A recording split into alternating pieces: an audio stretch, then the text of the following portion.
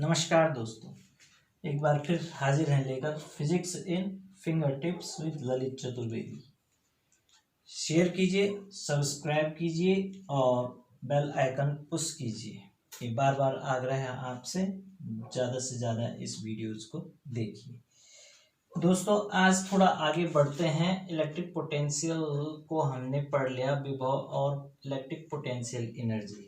तो एक्चुअल में जब किसी आवेश के वैद्युत क्षेत्र में, इधर इसका वैद्युत क्षेत्र है चारों ओर, इसके वैद्युत क्षेत्र में कहीं अनंत से किसी आवेश, परीक्षण आवेश को लाते हैं, तो क्या करना पड़ रहा है? इस परीक्षण आवेश पे कार्य करना पड़ रहा है। और यहाँ पर इसको स्थित रख के, इसकी पोजीशन P1 है शायद और इसकी पोजीशन P2 है यदि, तो इनकी स्थितियों को मद्देनजर रखते हुए एक निकाय का निर्माण किया जा रहा है, सिस्टम बनाया जा रहा है P1 P2 चार्जेस का, आवेशों का।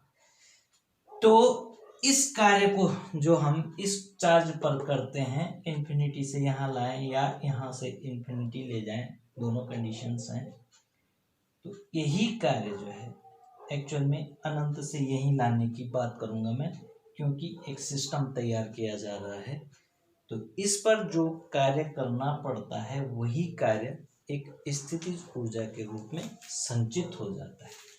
माना ये r दूरी पर है आवेश Q नॉट और इस Q चार्ज से, तो आपको याद होगा V is equal to 1/4 pi epsilon not Q upon R होता था r दूरी के लिए, और W अपॉन Q not is equal to V, so W is equal to V Q not, और V का वैल्यू पुट कर दिया 1/4 pi epsilon not Q not upon R। तो ये जो वर्क डन होगा ना, यही स्थितिज ऊर्जा के रूप में संचित हो जाता है 4 पाई एप्सिलॉन नॉट। अगर मैं इसको Q1 चार्ज बोल दूं, इसको Q2 चार्ज बोल दूं, तो 1/4 pi epsilon not Q1 Q2 upon R। तो किस पर कर रहा है ये? मोस्ट प्रोबेबली पोजीशंस पे, कितनी डिस्टेंस अपार्ट है पहले चार्ज से दूसरा चार्ज। अच्छा, इसको अगर हम दूसरे तरीके से भी समझें तो कैसे समझें? एक तरीका तो सिंपल डायरेक्टली फॉर्मूले से कर दिया हमने, क्योंकि हमें पोटेंशियल के बारे में ढंग से पता है। अगर हम इसको दूसरे तरीके से समझें कि माना एक चार्ज पॉइंट है Q बोल देते हैं इसको, और यहाँ पर इसका वैद्युत क्षेत्र है, इस बिंदु तक एक लिमिटेशन है, और यहाँ पर Q नॉट आवेश रखा हुआ है। ठीक, अब इस Q नॉट आवेश को अभी हम समझते हैं इन्फिनिटी पे। इस Q के जो फील्ड है वो यहाँ तक है, और Q नॉट आवेश को हम समझ रहे हैं कि इन्फिनिटी है। तो जहां पर कोई इसका इलेक्ट्रिक फील्ड नहीं है, वहां हम इसको कहीं भी इधर उधर डिस्प्लेस्ड करें, सरकाएं, तो इस पर कोई भी फोर्स इसके कारण नहीं लग रहा है। तो जब फोर्स नहीं लग रहा है तो एक्सटर्नल एजेंट चाहे इसको इधर उधर कर भी रहा है, तो इसके सापेक्ष उस पर कोई कार्य नहीं हो रहा है। बट इसको अगर हम यहाँ से उठाकर और एक सर्टेन पॉइंट R दूरी तक लाते हैं, और कैसे लाएंगे? हम स्टेप्स में लाएंगे, छोटे छोटे dx dx इस तरह से, और सपोज यहाँ से और यहाँ तक लाने में dx dx डिस्प्लेसमेंट किया, क्योंकि यहाँ से फील्ड स्टार्ट हो गया है। अब ये अगर पॉजिटिव चार्ज है, ये भी पॉजिटिव चार्ज है, तो ऑब्वियसली ये उसको बाहर लगाएगा। तो उसके अगेंस्ट, इस फोर्स के अगेंस्ट हम क्या कर रहे हैं? कार्य कर रहे हैं। और dx dx फॉर्म में, सपोज ये पहले x पर आया और dx dx करके ये पॉइंट इस P पर आ गया, O पॉइंट से, ओरिजिन पॉइंट से P पर, जिसकी डिस्टेंस कितनी है? R है। तो एक dx डिस्प्लेसमेंट करते हुए एक छोटा सा वर्क डन किया, dw is equal to external agent का force into dx in the direction of force, displacement in the direction of force. ये तो वर्क डन हो गया। अब इस वर्क डन को अगर हम r बिंदु तक लाते हैं, यानी इंफिनिटी से ही चल रहा है, लेकिन यहां से हमने कहा कि ये x डिस्टेंस अपार्ट है, तो x दूरी पर जो बल लग रहा है वो आ जाएगा 1/4πε0 q not upon x square into D x dw पर। ये x दूरी पर फोर्स कितना हो गया, q not upon x square. Okay, तो dw is equal to 1/4πε0 q naught dx upon x square. अब हमें संपूर्ण वर्क डन निकालना है, और कहां से काम शुरू किया, इंफिनिटी टू r पोजीशन देखी जाती है। इलेक्ट्रिक फील्ड के अंदर पोजीशन कहां पर बनाई हमने, दूसरे चार्ज की एक गुण है इलेक्ट्रिक फील्ड का, जिसको हम वर्क डन या पोटेंशियल एनर्जी के फॉर्म में सेट करते हैं। तो अब क्या करना पड़ेगा, हमें ऐसे छोटे छोटे वर्क डन को क्या करना पड़ेगा, सम करना पड़ेगा। तो dw का integration is equal to w is equal to q not upon 4πε0 1 upon x square का integration x square minus 2 dx, और इसकी वैल्यू कहां से है, इंफिनिटी टू r, लिमिटेशन कहां से, infinity to r। So w is equal to 1 upon 4πε0 q not और x square यानी -2 + 1 अपॉन -2 + 1 तो माइनस आ गया, और 1 अपॉन एक्स, -2 + 1 माने x की पावर -1, और -1 को 1 अपॉन एक्स कर दें, infinity to r। So w is equal to q not upon 4πε0 1 upon r minus 1 upon infinity, 1 upon r is equal to 1 upon infinity equal to 0। तो w is equal to minus q not upon 4πε0 r। ये बन गया formula work done का, और यही work done क्या कहलाता है, u potential energy 1 upon 4πε0 q not upon r। तो दो बिंदु आवेशों के, एक बिंदु आवेश के इलेक्ट्रिक फील्ड में जब किसी बिंदु आवेश को लाने में जो वर्क डन किया जाता है, वही कार्य पोटेंशियल एनर्जी के रूप में स्टोर्ड हो जाता है। तो ये वैद्युत स्थितिज ऊर्जा की फॉर्म बन जाती है। और यदि एक मेथड और भी है जो सिंपल है, जिसमें कैलकुलस का यूज नहीं होता है, तो अगर आप उसको भी समझना चाहें तो देख लीजिएगा, बता देता हूं मैं। और यहीं पर से अगर इसको q नॉट यानी वर्क डन है, इस q नॉट डिवाइड कर देंगे तो क्या बन जाएगा, पोटेंशियल। तो पोटेंशियल और वर्क पोटेंशियल एनर्जी के बीच एक तरह से सिंपल रिलेशन है कि work done upon q not is equal to v, so w is equal to q not v।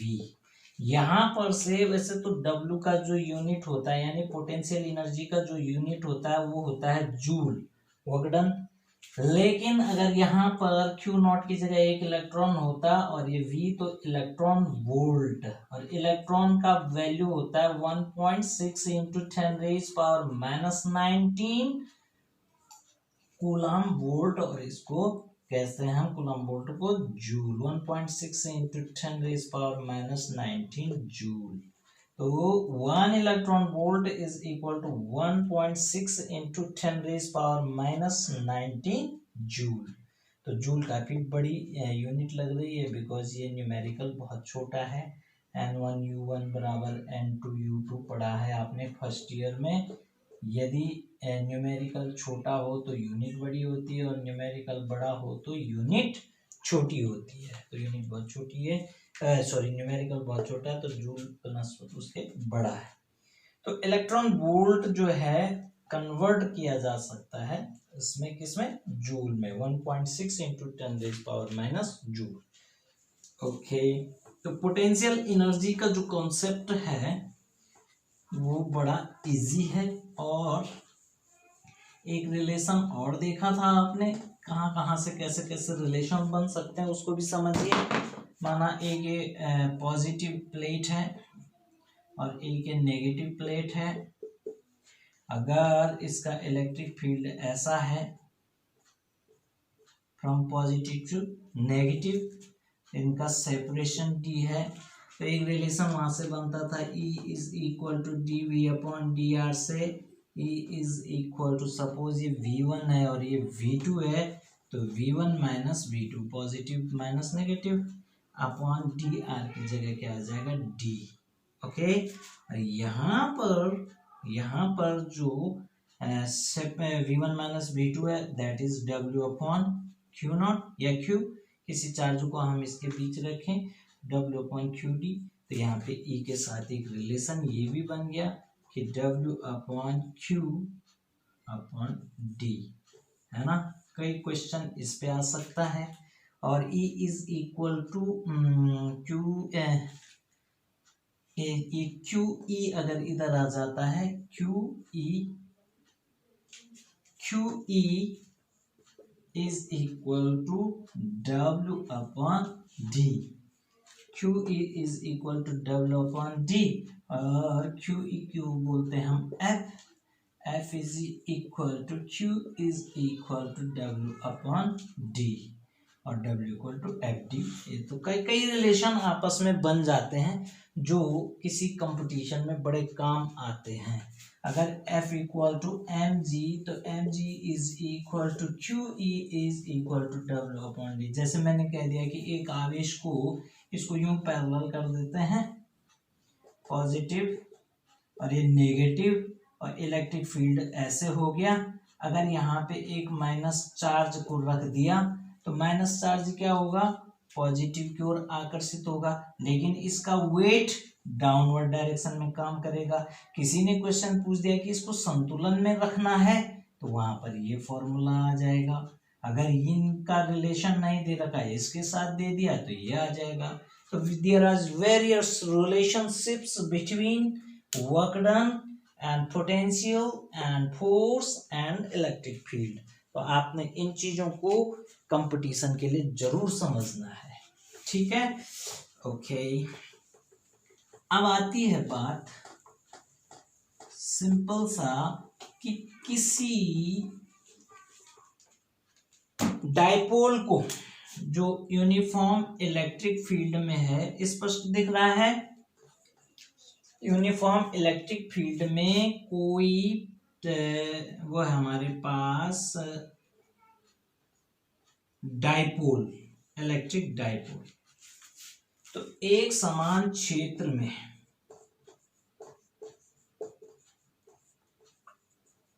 वैद्युत क्षेत्र, जब मैं क्षेत्र की बात कर रहा हूं, यहां पर वैद्युत वाला पार्ट है, तो वैद्युत क्षेत्र की बात कर रहा हूं। एक समान वैद्युत क्षेत्र E में अगर कोई पहले से रखा गया इलेक्ट्रिक डाइपोल है, जैसे यह है नेगेटिव और ये पॉजिटिव, और ये 2L डिस्टेंस पे है, तो इसको घुमाने पर कोई कार्य करना पड़ता है। तो एक समान क्षेत्र E में द्विध्रुव को घुमाने पर किया गया कार्य,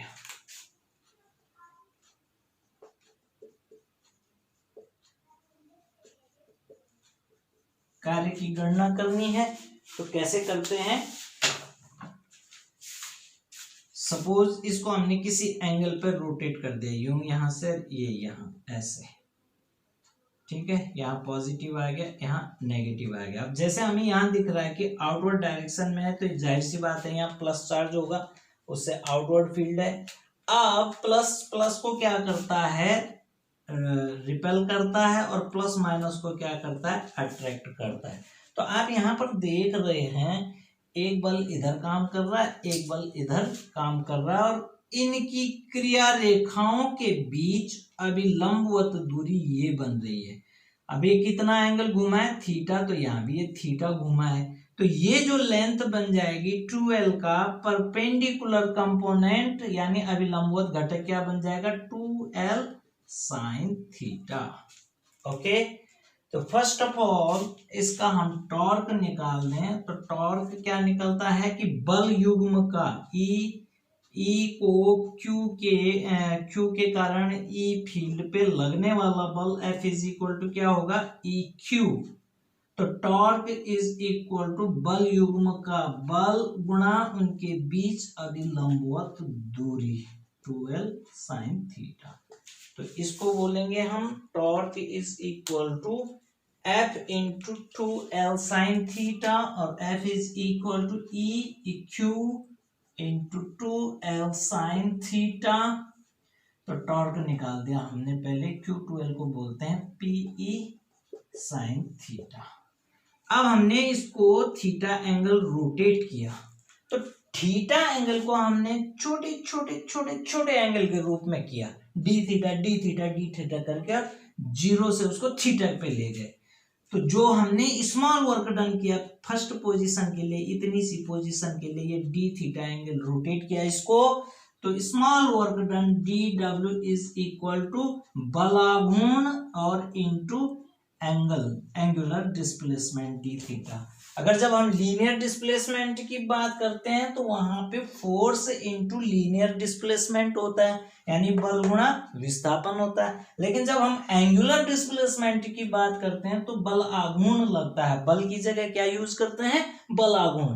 तो टॉर्क आता है टॉर्क इंटू डी थीटा। तो संपूर्ण वर्क डन डी डब्ल्यू का क्या कर देंगे, integration is equal to W बन जाएगा। Integration from theta equal to जो पहले लीनियर था 0 अप टू थीटा और टॉ डी थीटा, और टॉ का मान रख दिया, तो integration from 0 to theta, tau का मान रख दिया PE sin theta d theta. Okay, अब PE को तो निकाल दिया बाहर, और integration of sine theta d theta from 0 to theta angle, तो साइन थीटा का क्या होता है जी, कॉस थीटा। तो PE minus cos theta from 0 to theta, तो is equal to minus PE cos theta minus cos 0। Cos 0 का 1 होता है और उसका साइन माइनस है, इस साइन को माइनस को अंदर गुणा कर देंगे हम, तो PE कॉस 1, ये जो माइनस माइनस हो जाएगा प्लस हो जाएगा, ये जो प्लस है ये माइनस हो जाएगा, PE cos theta 1 minus cos theta. तो वर्क डन कितना करना पड़ा हमें, जो ऑलरेडी डिस्प्लेस्ड है इन इलेक्ट्रिक फील्ड उसको हम रोटेट कर रहे हैं डायपोल को, तो W बराबर P 1 माइनस कॉस थीटा। अब इस पे आप विशेष कंडीशन लगा सकते हैं कि इफ थीटा इक्वल टू 0, तो थीटा इक्वल टू 0 यानी कॉस 0 यानी 1, और 1 से 1 कैंसिल, तो वर्क डन क्या हो जाएगा, 0। यानी जब लीनियर है तो कोई वर्क डन नहीं हुआ, इस तरह रहेगा। और यदि इसको 90 डिग्री कर दें, तो if theta is equal to 90 degree, then work done कितने बराबर हो जाएगा, cos 90 का वैल्यू 0 होता है, तो बन जाएगा PE। और if theta equal to 180 degree, पूरा यहां से यूं रोटेट कर दिया 180 डिग्री पे, तो cos 180 का वैल्यू होता है -1 और माइनस माइनस प्लस 1, 1 प्लस 1 2, तो 2PE। तो 2 गुना वर्क डन करना पड़ता है किसके, 90 डिग्री के, 2PE। तो इस तरह से ये वर्क डन की स्थितियां आ गई व्हेन एंगल 0 90 डिग्री 180 डिग्री।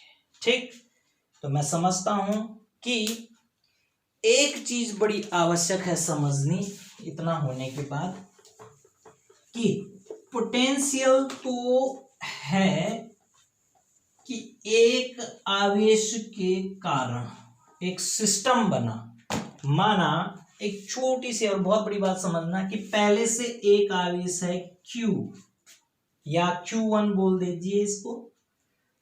अब इसमें अनंत से किसी चार्ज को यहां पर लाए इसी के फील्ड में, तो ये हो गया Q2।